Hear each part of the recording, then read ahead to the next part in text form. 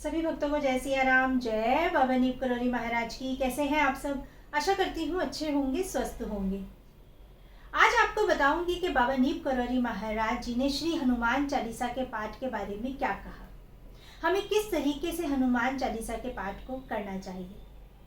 कहते हैं कि श्री हनुमान चालीसा का पाठ करें या पूरी श्रद्धा और पूर्ण विश्वास के साथ पूरे कातर होकर श्री हनुमान जी और बाबा नीप करोली महाराज जी को संकट मोचन हेतु प्रार्थना की जाए, यानी कि अपने पूरे भाव और पूरी श्रद्धा से श्री हनुमान जी के सामने अपने सारे संकट रख दिए जाएं। तो फिर चाहे आप हनुमान चालीसा का पाठ करें या फिर आप पूरे श्रद्धा और पूरे भाव के साथ श्री हनुमान जी और बाबा नीप करोली महाराज जी को मन से अपनी पूरी व्यथा यानी कि पूरे अपने जो भी संकट हैं कहते हैं, तो फिर फल एक समान ही मिलता है। चाहे आप हनुमान चालीसा का पाठ करें, चाहे आप पूरे कातर होकर अपने मन की बात पूरी श्रद्धा और पूरे विश्वास के साथ श्री हनुमान जी को कहते हैं, तो हनुमान जी अवश्य आपके सभी संकट दूर करते हैं। इसी पर मैं आपको एक छोटी सी बाबा महाराज जी की लीला सुनाती हूँ। IDPL ऋषिकेश के चतुर्थ श्रेणी के एक कर्मचारी को गुर्दे की पथरी हो गई। बहुत परेशान, दर्द में बहुत ही ज्यादा वह परेशान थे। जब उन्होंने डॉक्टरों को दिखाया तो डॉक्टरों ने इसका जो बताया इलाज वो था ऑपरेशन। अब ऑपरेशन तो पहले ही हमारे लिए बहुत ही खतरनाक होता है। दूसरा, उस कर्मचारी के पास इतना पैसा नहीं था कि वह ये इलाज यानी कि ये इतना लंबा इलाज और वो भी ये ऑपरेशन वो करवा सके, इतना पैसा उनके पास नहीं था। बहुत ही दुखी और परेशान होकर वह ऋषिकेश वीरभद्र में जो बाबा नीप करोली महाराज जी का श्री हनुमान जी का जो आश्रम है वह वहां दर्शन करने के लिए गए।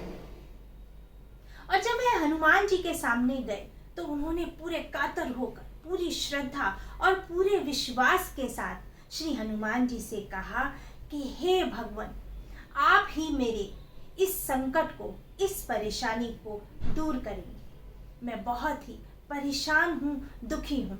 ये बात उन्होंने हनुमान जी को अपने पूरे भाव और पूरी श्रद्धा के साथ कह दी, यानी कि उन्होंने हनुमान जी को अंदर तक पूरा हिला दिया।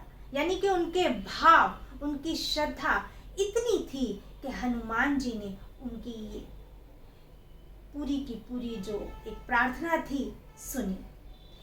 ये प्रार्थना वो हनुमान जी को कहकर आए और वो वापस अपने घर आ गए। कुछ दिनों के बाद उनका ये दर्द जाता रहा और जो पथरी थी उसके छोटे छोटे टुकड़े यानी कि चूरा चूरा होकर वह निकल गई। दर्द भी उनका जाता रहा, यानी कि पूरा गायब हो गया। जब वह डॉक्टरों के पास गए तो डॉक्टरों ने जब उनका टेस्ट किया यानी कि अल्ट्रासाउंड वगैरह किया, तब उन्हें पता चला कि अब तो आपके कोई पथरी नहीं है और गुर्दा भी एकदम साफ है।